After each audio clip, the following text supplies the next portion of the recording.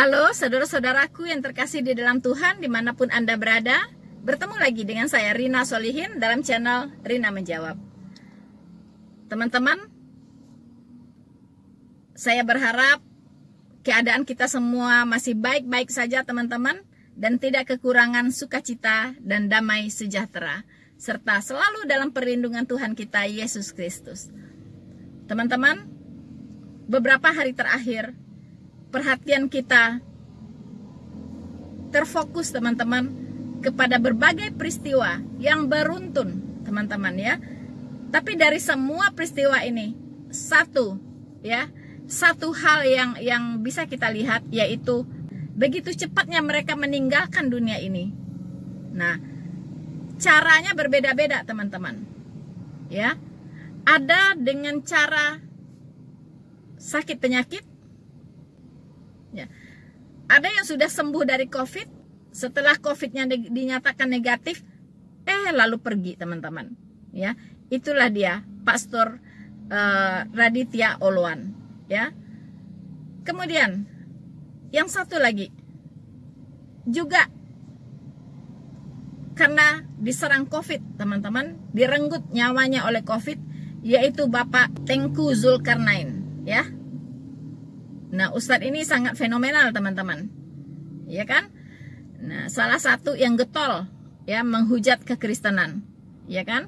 Nah, respon orang bermacam-macam teman-teman terhadap beliau ini, ya. Ada yang berduka yang sangat mendalam, ada juga yang sepertinya suka, senang begitu ya. Berkurang katanya satu penghujat kekristenan berkurang katanya begitu ya.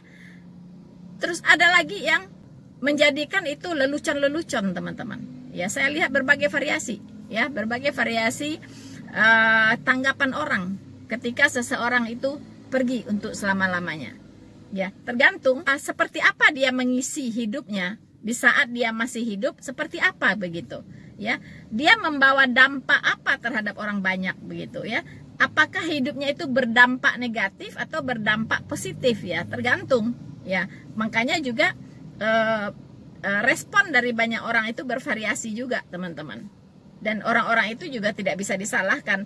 Itu hak mereka ya untuk menilai, untuk merespon teman-teman ya.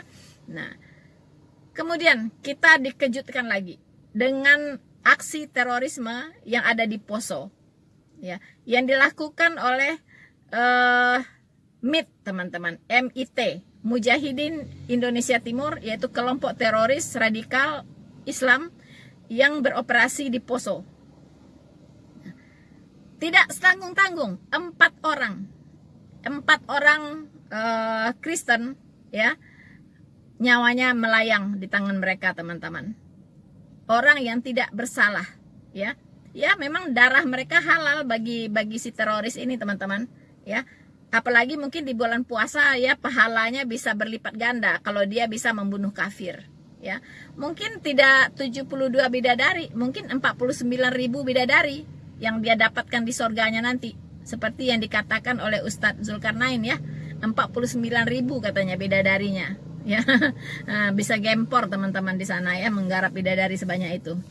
Nah, ya, saya mengucapkan secara pribadi sangat berduka, turut ya merasakan penderitaan dari saudara-saudara kita, terutama keluarga yang ditinggalkan, yang secara tiba-tiba harus ditinggalkan. Mungkin yang jadi korban adalah pencari nafkah ya, mungkin kepala keluarga yang selama ini diandalkan untuk menghidupi keluarganya, tiba-tiba nyawanya direnggut oleh iblis teman-teman ya, oleh tangan orang yang biadab ya, biadab dan jahanam teman-teman ya. Alangkah kasihannya keluarga yang ditinggalkan ya. Untuk itu saya berdoa semoga saudara-saudaraku ya dari keluarga yang ditinggalkan oleh almarhum ya kan, yang sangat berduka, semoga diberi kekuatan dan penghiburan oleh Tuhan kita Yesus Kristus. Dan percayalah, orang-orang yang mati karena nama Yesus itu tempatnya adalah di sorga teman-teman. Yang mati karena nama Yesus ya, teman-teman, bagaimana ya? Jadi susah bicara ya teman-teman. Mengapa peristiwa ini terulang lagi, terulang lagi, terulang lagi? Sepertinya kita tidak bisa berharap banyak di negara ini. Sebagai minoritas tidak bisa berharap banyak, ya. Kecuali kita hanya bisa berharap kepada Tuhan Yesus sendiri. Kita serahkan mereka ke dalam tangan Tuhan, ya. Para orang-orang biadab ini teman-teman, kita serahkan mereka ke tangan Tuhan Yesus, biar Tuhan sendiri yang beracara dengan mereka. Karena kalau kita berharap kepada pemerintah, berharap kepada aparat keamanan, berharap kepada negara, pasti akan mengecewakan, teman-teman. Karena itu terulang lagi, terulang lagi, terulang lagi. Ya, apalagi negara kita ini sekarang sedang bisa dibilang tidak dalam keadaan baik-baik saja, teman-teman. Ya, tidak dalam keadaan baik-baik saja. Karena orang-orang radikal itu, ya, paham-paham radikal itu sudah menyusup ke dalam berbagai lini di negara ini, teman-teman. Ya, bahkan orang yang kita anggap baik, ya kan, orang yang sama sekali kita tidak mungkin, ya, dia sebagai pendukung khilafah, ternyata dia pendukung khilafah, teman-teman, ya kan. Lalu kita akan percaya kepada siapa lagi? Ya, kita mau berharap kepada siapa lagi? Sulit, teman-teman, ya. Untuk itu satu hal yang saya ingin tekankan di sini, pastikan, ya, kapanpun kita mati di dalam Tuhan, dan kita pasti diselamatkan. Itu saja yang harus kita pastikan, teman-teman, ya. Jangan sampai kita hidup di dunia ini sudah dianiaya, ya, sudah didiskriminasi, ya, sudah dianaktirikan, ya kan? Mati masuk neraka pula. Itu 2 kali kalah berarti, teman-teman. 2 kali kalah, ya kan? Jadi jangan sampai kalah, ya. Tetap tekun di dalam iman yang benar kepada Kristus. Jangan tergoyahkan dan waspadai penyesatan-penyesatan yang semakin marak di akhir zaman ini, semakin masif, teman-teman, ya. Karena iblis bekerja semakin giat di akhir zaman ini. Dia akan menghabisi kekristenan dari luar dan juga dari dalam. Ingat itu. Dan satu pegangan kita yaitu Alkitab, firman Tuhan satu-satunya. Teman-teman yang terkasih di dalam Tuhan, kesedihan saudara-saudara kita yang pergi di tangan teroris belum selesai. Kemudian kita dikagetkan lagi dengan pertempuran yang terjadi antara Palestina dan Israel. Mata dunia sekarang tertuju, ya, kepada pertempuran ini, teman-teman. Kita melihat bagaimana roket, ya, membombardir Tel Aviv, ya, dan bagaimana juga, ya, roket-roket membombardir jalur Gaza, Palestina. Korban berjatuhan dari kedua belah pihak. Tapi tentunya yang lebih banyak adalah korban yang berjatuhan di pihak Palestina. Karena apa? Karena Israel, kita tahu, itu sudah canggih, ya, dalam persenjataannya itu sudah canggih sekali, ya. Sementara Hamas, ya, masih tidak sebanding lah dengan persenjataannya yang ada di Israel. Kita tahu Hamas dibantu oleh Iran, ya, dan sepertinya kali ini dibantu, disupport habis, ya, oleh Iran, teman-teman. Makanya dalam waktu bersamaan dia bisa meluncurkan ratusan roket ke arah Israel. Walaupun Israel menangkis dengan drone, ya, teman-teman, tapi Karena saking banyaknya roket yang diterbangkan, diluncurkan, ya, diarahkan ke Israel, itu tidak tertangkap semuanya, tidak tertangkis semuanya. Ada juga yang jatuh, teman-teman, ya. Nah, itu dia. Tapi kita lihat gedung-gedung hancur, ya. Kita bisa lihat bagaimana serangan Israel, senjatanya bisa jatuh di tempat yang pas, ya, di gedung yang begitu tinggi, bisa ambruk, teman-teman. Aduh, serem sekali ya ketika dilihat di udara, ya, bagaimana persenjataan itu, ya, roket berterbangan ke sana dan ke sini, ya, sementara yang jadi sasaran adalah rakyat sipil sebenarnya yang tidak tahu apa-apa. Kasihan anak-anak, ibu-ibu yang jadi korban, kasihan, ya. Tapi itulah, kalau kita melihat peristiwa ini, kita mengingat kembali perjalanan, ya, hidup antara Ishak dengan Ismail, teman-teman, ya. Memang Ismail ini suka iseng gitu, ya, iseng, suka mengganggu Ishak gitu, ya kan, mengganggu Ishak sampai Sarah marah kan, anaknya diganggu terus gitu, ya, sampai dia diusirnya Ismail dengan Hagar, karena si Ismailnya suka gangguin Ishak gitu. Nah, sama juga dengan peristiwa yang hari ini terjadi. Ini hari ketiga, teman-teman, ya. Ini hari ketiga. Pada hari Minggu itu Israel sedang merayakan hari besar Yerusalem, Yerusalem Day, ya. Jadi mereka sedikitlah, ya, berpesta begitu kan. Nah, bersukaria lah begitu. Tiba-tiba habis Jumatan, ya, para jemaat Muslim yang sholat di Masjidil Aqsa tiba-tiba melakukan aksi demo, ya, aksi demo melempari tentara-tentara Israel.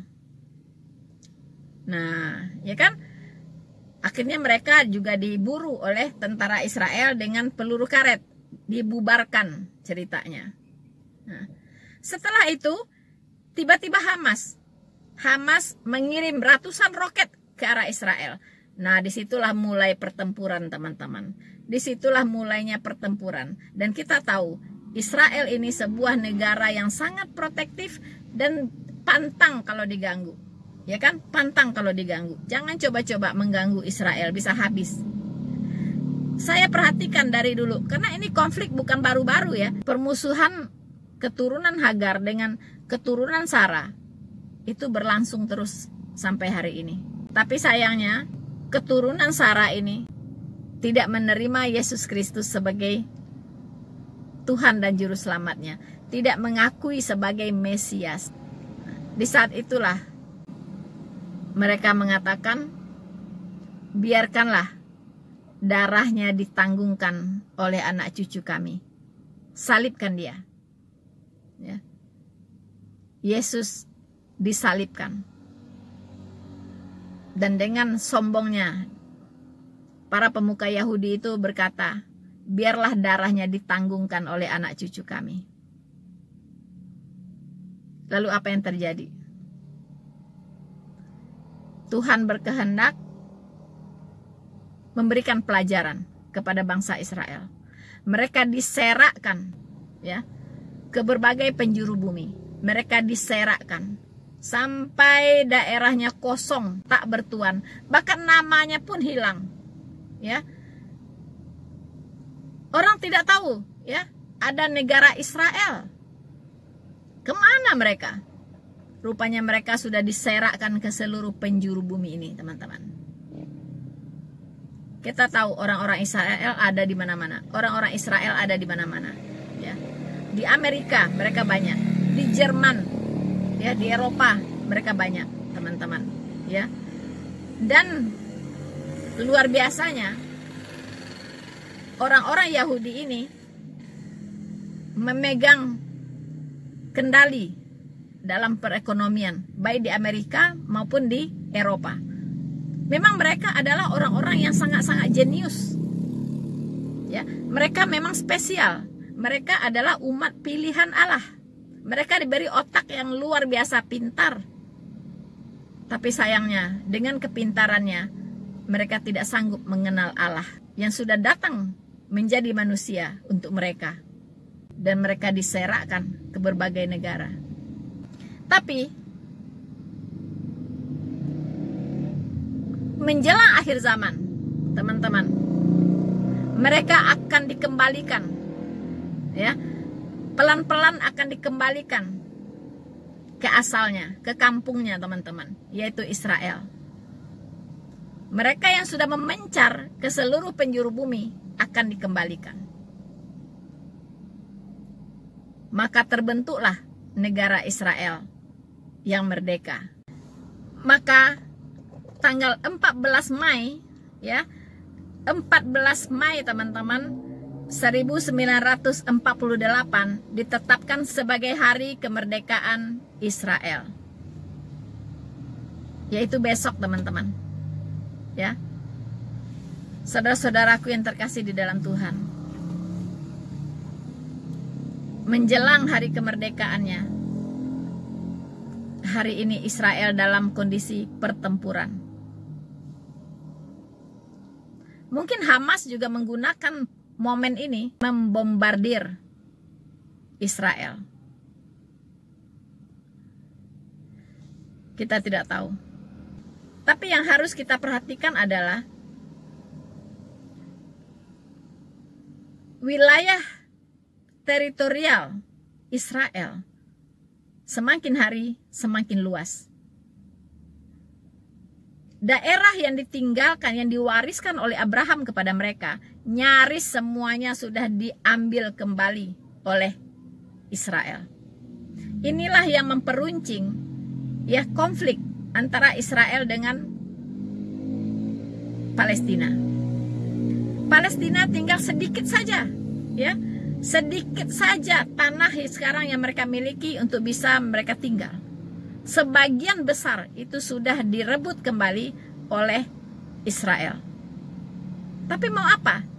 Memang begitulah sudah dinubuatkan oleh Tuhan untuk mereka, ya, bahwa mereka di zaman-zaman akhir mereka akan dikumpulkan kembali ke kampung halamannya dan mereka akan merebut kembali tanah milik nenek moyang mereka yang diwariskan oleh Abraham kepada mereka.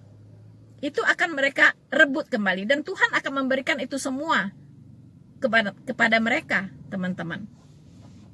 Ini yang terjadi hari ini, begitu. Jadi Israel sudah ya istilahnya mengusir, ya, mengusir orang-orang Palestina ini harus keluar gitu dari wilayah Israel, karena itu semua milik dia gitu. Milik Israel yang diwarisi dari nenek moyangnya, yaitu Abraham. Nah, inilah yang memperuncing konflik, teman-teman, ya. Tapi ini memang ceritanya harus demikian, karena sudah dinubuatkan. Nah, saya lihat perperangan kali ini tidak main-main, ya. Ini adalah pintu menuju yang namanya Perang Dunia Ketiga. Teman-teman, dunia akan kacau, ya. Kita tahu negara mana yang di pihak Israel, negara mana yang ada di pihak Palestina, dan mereka akan mengambil bagian, teman-teman, ya, akan ikut dalam mewarnai pertikaian ini.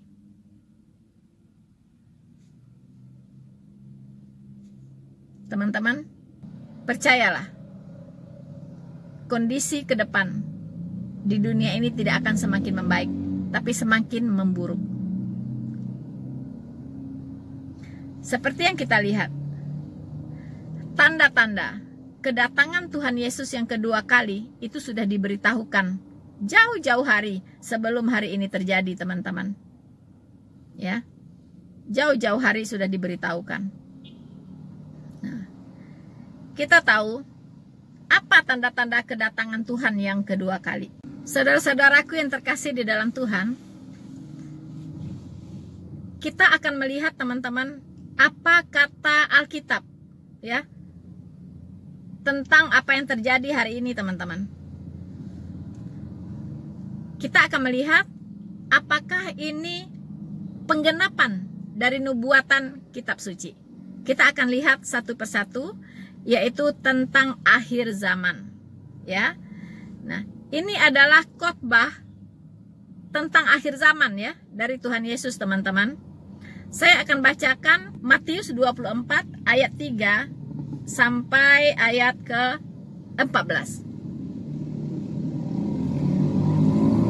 Ketika Yesus duduk di atas Bukit Zaitun, datanglah murid-muridnya kepadanya untuk bercakap-cakap sendirian dengan dia. Kata mereka, "Katakanlah kepada kami, bila manakah itu akan terjadi? Dan apakah tanda-tanda kedatanganmu dan tanda kesudahan dunia ini?" Jawab Yesus kepada mereka, "Waspadalah, supaya jangan ada orang yang menyesatkan kamu. Sebab banyak orang akan datang dengan memakai namaku dan berkata, 'Akulah Mesias.' Dan maka mereka akan menyesatkan banyak orang." Teman-teman, ini adalah tanda-tanda yang pertama teman-teman, yaitu akan muncul Mesias palsu. Teman-teman masih ingat? Ya, Nun di sana teman-teman, dari Tiongkok sana, muncul seorang wanita Tiongkok yang bernama Yang Xiangdin, ya, memproklamirkan dirinya sebagai seorang Mesias, yaitu Yesus Kristus yang sudah turun, ya, yang sudah datang ke dunia ini dan menamai dirinya adalah Tuhan yang Maha Kuasa, yaitu Kristus yang akan menyelesaikan pekerjaannya di akhir zaman. Ingat teman-teman, saya sudah sering mengingatkan, hati-hati dengan gereja Tuhan yang Maha Kuasa. Inilah bentuk orang yang datang dan mengaku dirinya adalah Mesias, dirinya adalah Kristus. Saudara-saudaraku yang terkasih di dalam Tuhan, firman Tuhan itu tidak pernah bohong. Firman Tuhan itu benar adanya, iya dan amin. Apa yang dikatakan firman Tuhan, apa yang dinubuatkan oleh firman Tuhan pasti terjadi. Bukan dia saja teman-teman, kita tahu bahwa di Injil palsu Barnabas, ya, itu juga disebut Muhammad itu adalah Mesias. Nah, sekarang muncul lagi Mesias yang lain. Ini lebih parah lagi, dia mengaku sebagai Tuhan yang Maha Kuasa. Ya, dia mengaku sebagai Kristus akhir zaman. Artinya, Matius 24 ayat 4 ini tergenapi. Dia akan memakai namaku dan berkata, "Akulah Mesias." Banyak orang teman-teman, mungkin setelah ini akan muncul lagi Mesias-Mesias yang lain yang memakai nama Yesus. Ya, kita baru tahu beberapa, tapi nanti akan datang lagi. Karena di sini ditulis banyak orang akan datang dengan memakai namaku dan berkata, "Akulah Mesias." Dan mereka akan menyesatkan banyak orang. Inilah Mesias palsu. Waspadalah kepada mereka. Teman-teman, ayat ke-6. Kamu akan mendengar deru perang atau kabar-kabar tentang perang. Namun berawas-awaslah, jangan kamu gelisah, sebab semua itu harus terjadi, tetapi itu belum kesudahannya. Teman-teman, deru-deru perang, kabar-kabar tentang perang. Saya menelusuri berbagai media, itu semua menyiarkan tentang deru-deru perang, teman-teman, yang sekarang terjadi, yaitu kabar-kabar tentang perang. Artinya berita-berita tentang perang. Anda boleh buka YouTube, ya. Anda masuk ke berbagai media di seluruh dunia. Anda bisa cari apa CNN, apa Deutsche Welle, channel-channel yang ada di Amerika, channel-channel yang ada di Eropa, ya, maupun di negara-negara lain, ya. Itu semua rame dengan pemberitaan kabar-kabar tentang perang, teman-teman. Ya, terutama saat ini tentunya perperangan antara Israel dan Palestina. Ini belum kesudahannya. Saya pikir Palestina dengan Israel akan mengalami pertempuran yang lebih besar lagi, teman-teman. Ya, akan memicu penggenapan nubuatan yang berikutnya, teman-teman. Bukan hanya perang, ya, tapi corona, COVID-19 ini juga akan memicu penggenapan dari nubuatan berikutnya. Ya, saya lanjutkan. Saya ulangi ayat yang ke-6 tadi. Kamu akan mendengar deru perang dan kabar tentang perang. Namun berawas-awaslah, jangan kamu gelisah. Sebab semuanya itu harus terjadi. Tetapi itu belum kesudahannya. Sebab bangsa akan bangkit melawan bangsa. Dan kerajaan melawan kerajaan. Akan ada kelaparan dan gempa bumi di berbagai tempat. Tetapi semuanya itu barulah permulaan penderitaan menjelang zaman baru.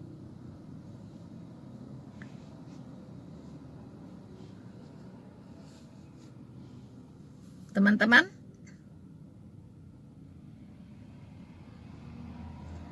akan ada kelaparan. Akan ada pertempuran, perperangan yang lebih besar. Dan saya yakin perperangan sekarang yang terjadi antara Israel dengan Palestina adalah pemicu perperangan yang lebih besar.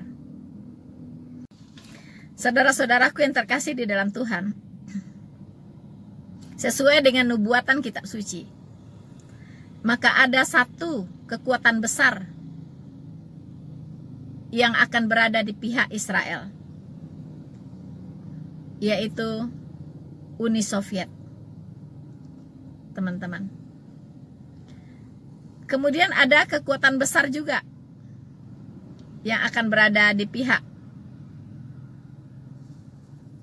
Palestina, yaitu Turki, Iran, dan beberapa negara lain.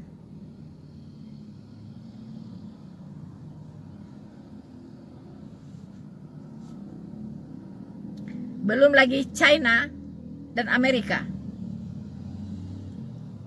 Itu versinya beda lagi, teman-teman.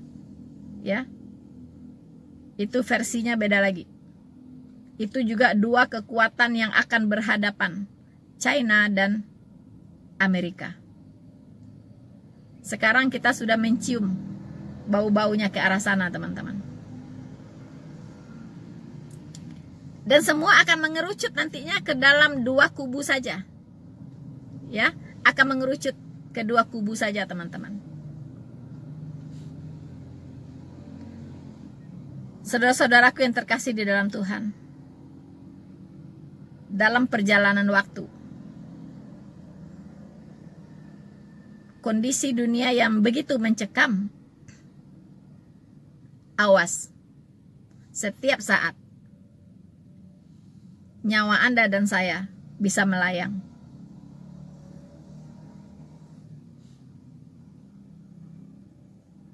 Tapi teman-teman, pastikan satu hal. Kalau kita diizinkan sebelum Tuhan Yesus datang, kemudian kita diizinkan untuk teraniaya, ya, pastikan kita sudah diselamatkan dan teguh berdiri sampai finish, teman-teman. Jangan tergoncang, jangan terperdaya oleh pengajaran-pengajaran sesat, oleh tadi yang diingatkan, yaitu Mesias palsu yang membawa pengajaran-pengajaran sesat. Jangan bergeser dari iman yang benar kepada Kristus.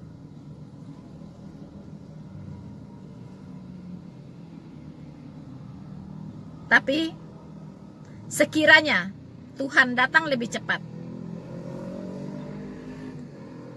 pastikan kita terangkat, teman-teman. Ya, pastikan kita terangkat. Kemudian nubuatan selanjutnya ayat 9. Pada waktu itu kamu akan diserahkan supaya disiksa, dan kamu akan dibunuh dan akan dibenci semua bangsa oleh karena namaku. Dan banyak orang akan murtad, dan mereka akan saling menyerahkan dan saling membenci. Banyak nabi palsu akan muncul dan menyesatkan banyak orang. Dan karena makin bertambahnya kedurhakaan, maka kasih kebanyakan orang akan menjadi dingin.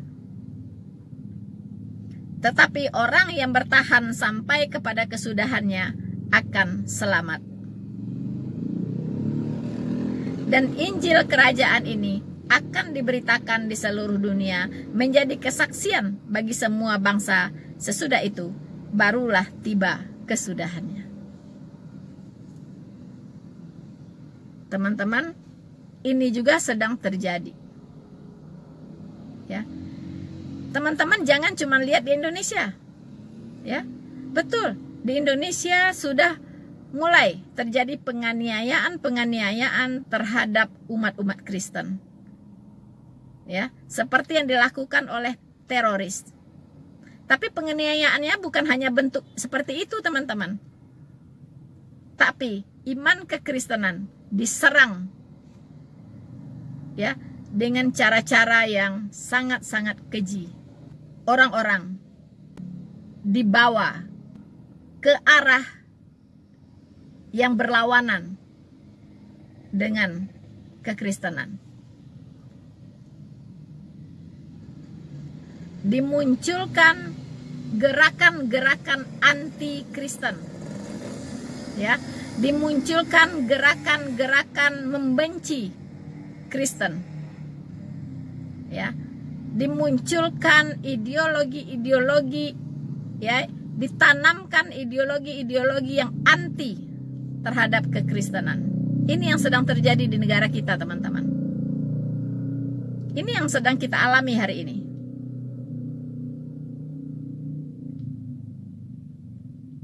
Dan tentunya anak-anak Tuhan itu tidak akan tinggal diam. Kalau hanya sekedar untuk mengcounter, ya, apa yang mereka tuduhkan terhadap kekristenan, mengcounter penistaan-penistaan yang mereka lakukan terhadap kekristenan, itu kita masih bisa melakukannya, teman-teman. Ya. Tetapi kalau kita dianiaya, kita dibunuh,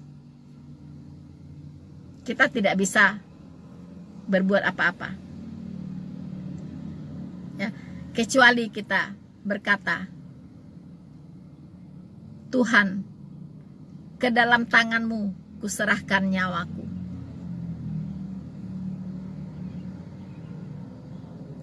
Saudara-saudaraku yang terkasih di dalam Tuhan, keadaan ke depan tidak akan semakin membaik, bahkan akan semakin memburuk.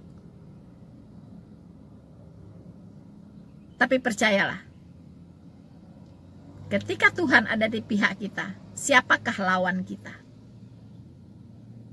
Teman-teman, jangan diartikan kita melawan dengan tenaga ya teman-teman, dengan kekuatan ya, dengan kehebatan kita, energi kita, bukan. Kita melawan mereka dengan iman yang teguh kepada Kristus. Dengan doa-doa kita, dengan cara begitu kita melawan mereka. Bukan adu jotos, tidak ya. Bukan kita melawan mereka adu jotos, tidak perlu. Ya. Bagian itu adalah bagian Tuhan. Tuhan sendiri yang akan menghabisi mereka, teman-teman. Kalau Tuhan menginginkan, semua tidak akan bisa menghalangi Tuhan. Orang-orang yang menganiaya anak-anak Tuhan itu berhadapan langsung dengan bapaknya, teman-teman. Bapaknya tuh turun tangan. Ya. Nah, kita sebagai anak-anak Tuhan serahkan semuanya kepada Bapa kita. Jangan takut. Kalau Bapa kita bilang pulang, oke, ya, I'm ready. Ya kan? Kita semua ready untuk dipanggil. Pulang, kita pulang. Ya. Ke dalam tanganmu kuserahkan nyawaku. Kenapa takut? Kita sudah disediakan tempat di sorga, teman-teman. Di mana Bapa kita berada, kita akan juga berada di sana. Mengapa harus takut? Toh kematian itu hanyalah pintu menuju kehidupan yang lebih sempurna di rumah Bapa kita di sorga. Jangan takut. Ya. Jangan takut, teman-teman. Jangan takut, teman-teman. Firman Tuhan juga sudah mewanti-wanti kita. Matius 10 ayat 28. Dan janganlah kamu takut kepada mereka yang dapat membunuh tubuh, tetapi yang tidak berkuasa membunuh jiwa. Takutlah terutama kepada Dia yang berkuasa membinasakan baik jiwa maupun tubuh di dalam neraka. Yesus Kristus berkuasa, ya, berkuasa membinasakan baik tubuh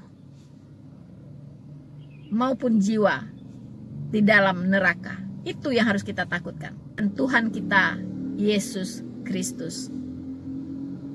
Takutlah kepada Dia. Jangan takut kepada teroris.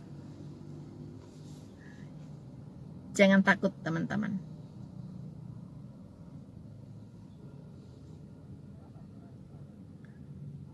Bahkan Tuhan Yesus sudah mengingatkan kita di Yohanes 16 ayat 1.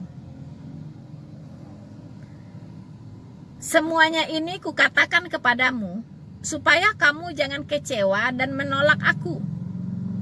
Kamu akan dikucilkan, bahkan akan datang saatnya bahwa setiap orang yang membunuh kamu akan menyangka bahwa ia berbuat bakti bagi Allah. Mereka akan berbuat demikian karena mereka tidak mengenal baik Bapa maupun aku. Tetapi semuanya ini kukatakan kepadamu supaya apabila datang saatnya kamu ingat bahwa aku telah mengatakan kepadamu. Ingat, teman-teman. Ingat, ketika si orang biadab itu datang, ya, ingin memenggal Anda, memenggal kepala Anda, ingat ini ayat ini, ya, bahwa akan datang saatnya, ya, setiap orang yang membunuh kamu, dia akan menyangka bahwa ia berbuat bakti bagi Allah. Teman-teman, inilah penggenapan, ya. Sang teroris itu menggenapi ayat ini, teman-teman. Dia kira dengan menghalalkan darahnya anak-anak Tuhan, orang-orang Kristen, dia kira dia sedang berbuat bakti bagi Allah. dia kira, padahal dia sedang berbuat bakti bagi iblis. Karena iblis adalah bapaknya. Iblis adalah pembunuh manusia dari semula. Ya. Jadi bapa para pembunuh itu adalah iblis. Dia kira dia berbuat bakti bagi Allah, padahal tanpa sadar dia sedang berbuat bakti bagi iblis. Ternyata yang dia sembah itu adalah iblis, teman-teman. Hanya iblis yang menghalalkan darah orang. Hanya iblis yang membenarkan membunuh orang lain. Hanya iblis. Karena iblis adalah bapa dari segala pembunuh. Ya, bapa dari segala pendusta. Kan saya pernah mengatakan bahwa iblis itu berdusta. Dia menyamar jadi Allah. Orang-orang bodoh itu akan percaya kepadanya bahwa dialah Allah, padahal dia iblis. Jadi, kalau ingin tahu apakah pengajaran itu dari Allah yang benar atau dari iblis, lihat saja. Ya, ajarannya dilihat. Apakah ajarannya itu menghalalkan darah manusia atau tidak? Apakah ajarannya itu mengajarkan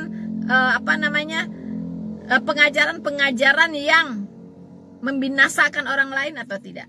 Mengajarkan pengajaran-pengajaran yang membenci sesama manusia atau tidak?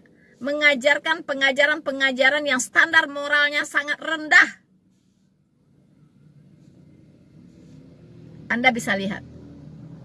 Jika demikian, pastikan bahwa itu adalah ajaran iblis. Dan mereka sedang menyembah iblis tanpa mereka sadari. Karena iblis berkata, saya akan menyamai Allah yang maha tinggi. Saya juga ingin disembah. Itu kata iblis. Teman-teman, hanya dua yang disembah orang di bumi ini. Kalau dia tidak menyembah Allah yang benar, pasti yang dia sembah adalah iblis. Tidak ada alternatif lain. Entweder oder, kata orang Jerman. Ya. Kalau dia tidak menyembah Allah yang benar, sudah pasti yang dia sembah adalah iblis. Dan bentuknya bisa bermacam-macam.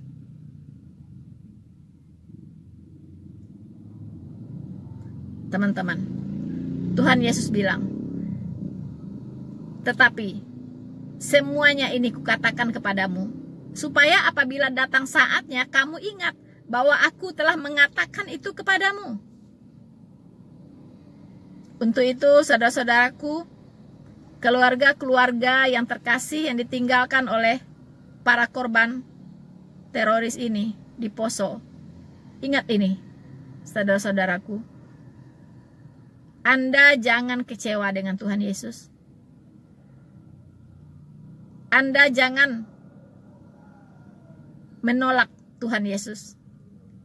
Karena apa yang terjadi dengan orang yang Anda cintai, itu sudah dinubuatkan jauh-jauh hari oleh Tuhan kita. Bahwa akan datang saatnya.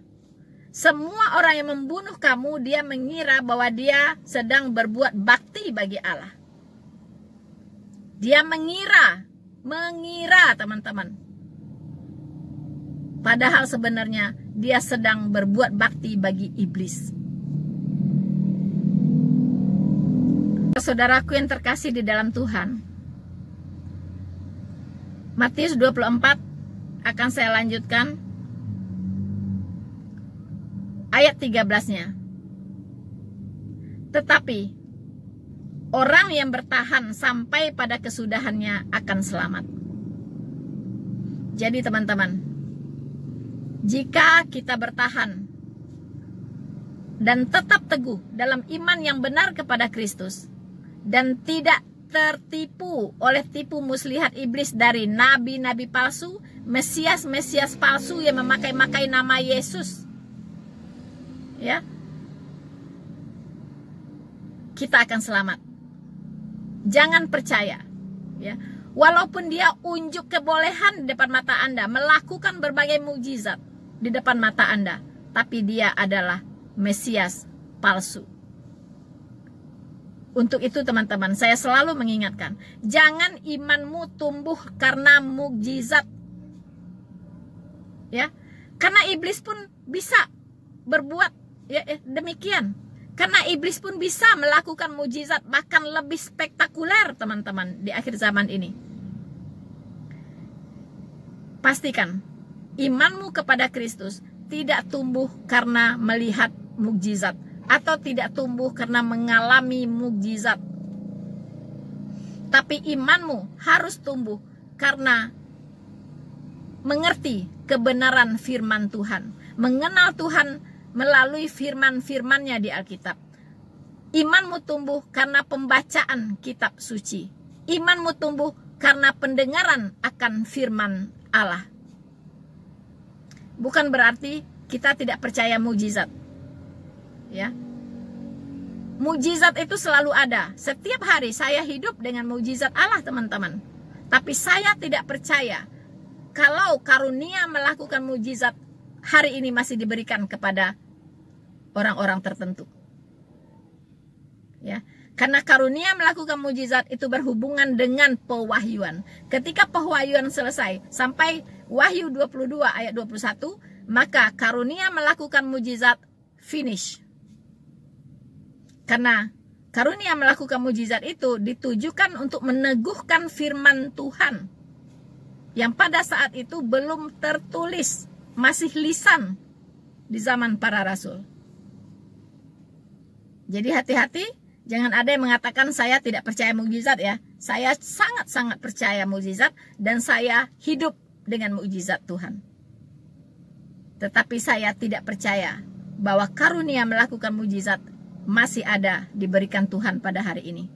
Karena itu tadi, iblis melakukan begitu hebat ya kebolehannya melakukan mukjizat di akhir zaman. Kalau sampai iman Anda didasarkan kepada mukjizat, ini sangat berbahaya.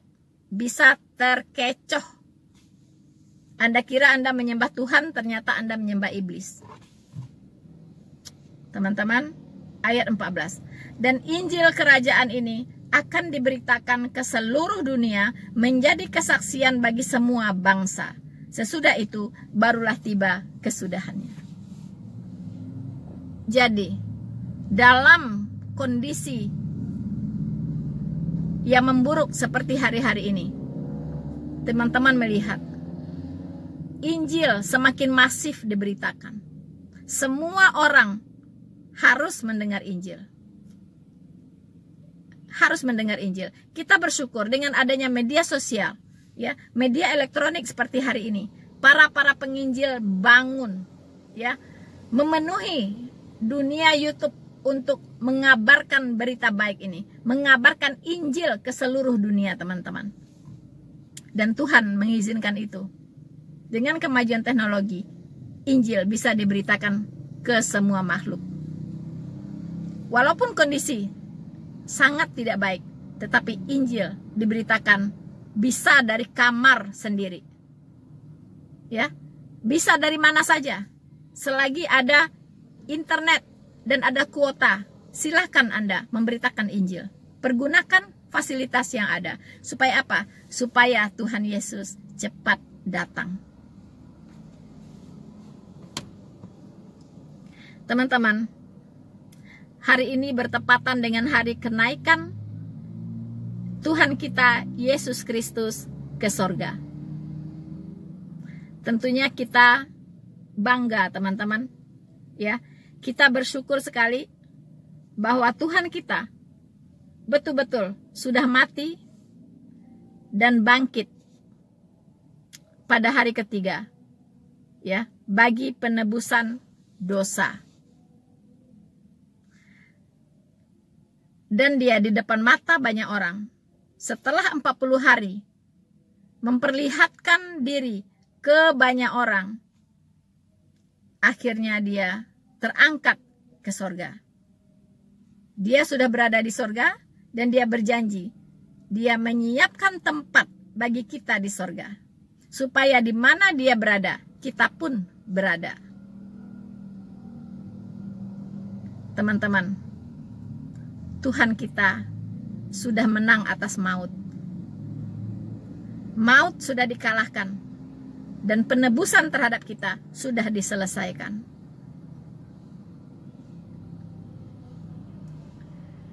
Untuk itu, mari janganlah kamu memberikan dirimu disesatkan orang dengan cara bagaimanapun juga. Itu pesan dari Tuhan kita. Ya, itu pesan dari Tuhan kita. Teman-teman, Tuhan Yesus hari ini belum datang. Karena apa? Karena masih ada yang harus digenapi. 2 Tesalonika 2 ayat 7 mengatakan, karena secara rahasia kedurhakaan telah mulai bekerja, tetapi sekarang masih ada yang menahan. Kedurhakaan ini dimaksud adalah zaman antikristus, teman-teman. Ya, dia belum menyatakan dirinya, tapi sudah mulai bekerja, teman-teman. Karena masih ada yang menahan. Siapa yang menahan? Yang menahan adalah jemaat Tuhan. Ya, jemaat Tuhan. Di mana di dalam setiap jemaat Tuhan ada yang namanya Roh Kudus. Jadi Roh Kudus inilah yang menahan antikristus saat ini sehingga dia belum menyatakan dirinya dengan terang benderang. Ketika Injil sudah cukup diberitakan ke seluruh bangsa, maka Tuhan Yesus akan datang di awan-awan dan kita akan terangkat, teman-teman. Barulah antikristus menyatakan dirinya secara terang benderang. Siapa yang tertinggal akan masuk ke dalam zaman yang sangat-sangat sulit itu, teman-teman. Dan mereka akan dipaksa untuk menyembah antikristus. Disitulah akan terjadi tahap akhir dari nasib orang-orang Israel, teman-teman. Ya, orang-orang Israel itu akan dikeroyok oleh semua bangsa yang ada di dunia ini. Saat dia dikeroyok itulah dia berseru-seru kepada Mesias yang sudah dia salibkan. Maka disitulah Tuhan dengan orang-orang kudusnya akan datang dan menginjakan kakinya di Bukit Zaitun. Itulah kedatangan Tuhan Yesus tahap 2. Ya, kedatangan Tuhan Yesus yang kedua kali tahap 2, teman-teman. Menjejakkan kakinya di Bukit Zaitun. Saat itulah antikristus akan dihancurkan dan orang-orang Israel Yahudi diselamatkan. Setelah itu, kita akan masuk ke dalam zaman masa 1000 tahun. Ya, masa damai 1000 tahun, teman-teman. Jadi, saya kira pesan saya, waspadalah. Jangan ada orang yang menyesatkan Anda dan saya. Hati-hati dengan Mesias-Mesias palsu, guru-guru palsu, nabi-nabi palsu akan muncul menyesatkan banyak orang. Sekiranya Anda harus mati di tangan para teroris, pastikan bahwa Anda mati di dalam Tuhan. Jangan pernah bergeser dari iman yang benar kepada Kristus. Sekian dulu dari saya untuk kali ini, teman-teman. Dan saya harap apa yang saya sampaikan bisa semakin menguatkan kita, semakin meneguhkan kita, semakin membuat kita tekun di dalam Tuhan. Tuhan Yesus memberkati kita semua. Jangan lupa untuk selalu mendukung channel Noverina Solihin dengan cara like, subscribe, dan share video ini. Maranatha.